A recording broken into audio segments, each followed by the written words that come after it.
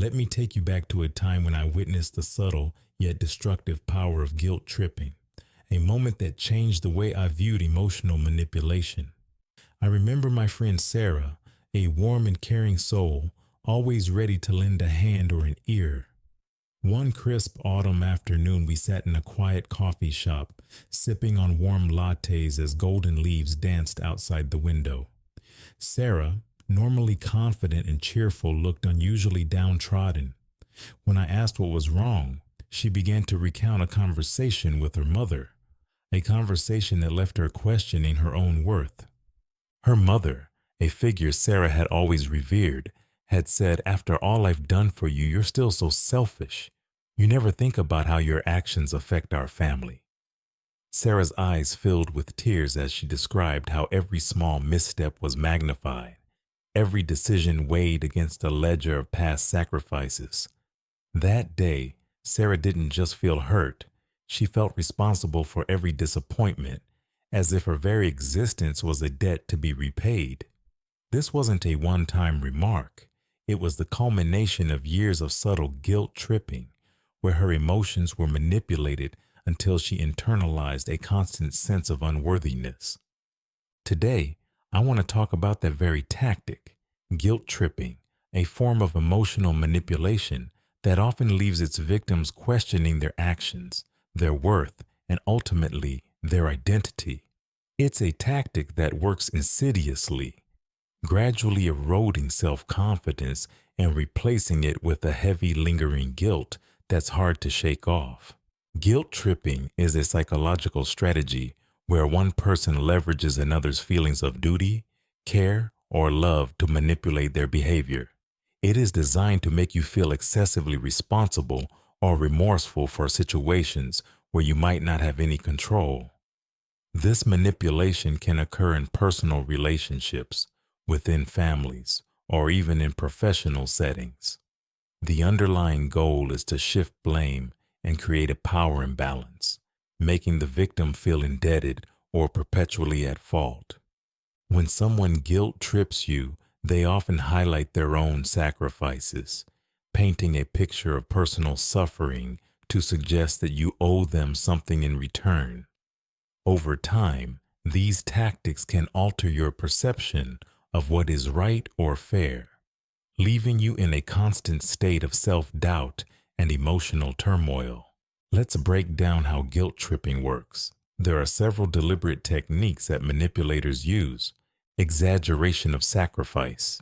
The manipulator emphasizes all the sacrifices they have made. They remind you of every time they put your needs ahead of their own, making it seem as if you have an unpayable debt. For example, a parent might recount years of hardship, implying that any slight mistake on your part is a betrayal of all they endured for you.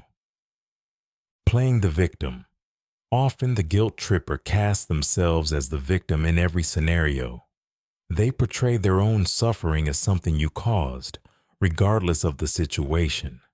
This tactic makes you feel responsible for their pain, even when you had little or no control over it. Blame shifting. In any conflict or disagreement, the guilt tripper will twist the narrative to make you the culprit. Every decision or action is reframed as a personal failing on your part, so that no matter what you do, you're always to blame. Emotional blackmail. Perhaps the most insidious tactic is emotional blackmail. Here, your love, care, and loyalty become the currency. The manipulator uses these emotions against you, implying that any resistance or attempt to assert your boundaries is equivalent to betrayal. Reflecting back on Sarah's experience, you can see how guilt tripping operates on a deeply personal level. Imagine growing up with the constant reminder that your feelings and needs are secondary to someone else's suffering.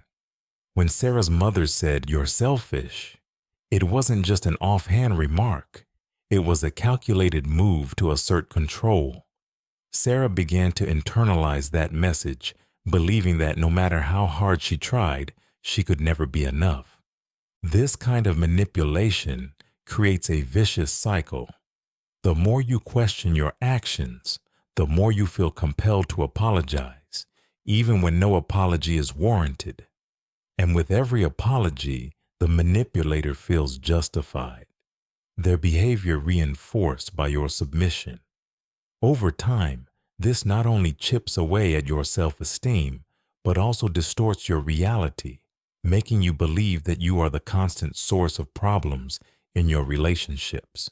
Guilt tripping doesn't just end with a few hurtful words.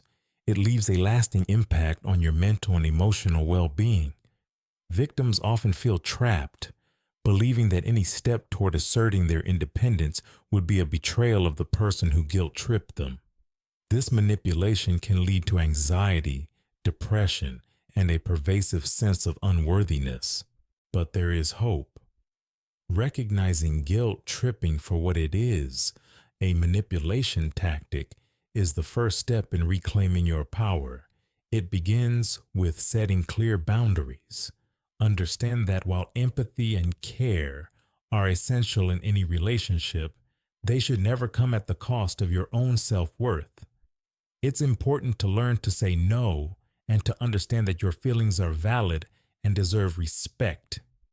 Seeking support is also crucial. Whether it's through friends, therapists, or support groups, talking about your experiences can provide validation and perspective. When you share your story, you often find that you're not alone. Others have faced similar manipulations and have learned to break free from them. This collective strength can be incredibly empowering. Have you ever been in a situation where you felt unduly burdened by guilt, where every mistake seemed magnified and your own needs were brushed aside? I encourage you to reflect on those moments.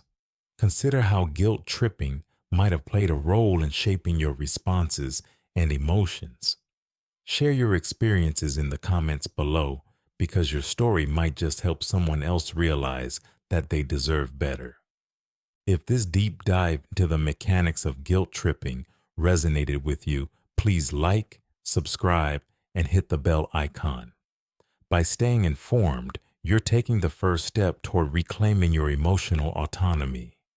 Remember, your emotions are yours to own, and you deserve to feel empowered, not controlled. Thank you for watching, and always remember, you are not to blame for someone else's need to control. Embrace your worth, set your boundaries, and step into the light of your own strength.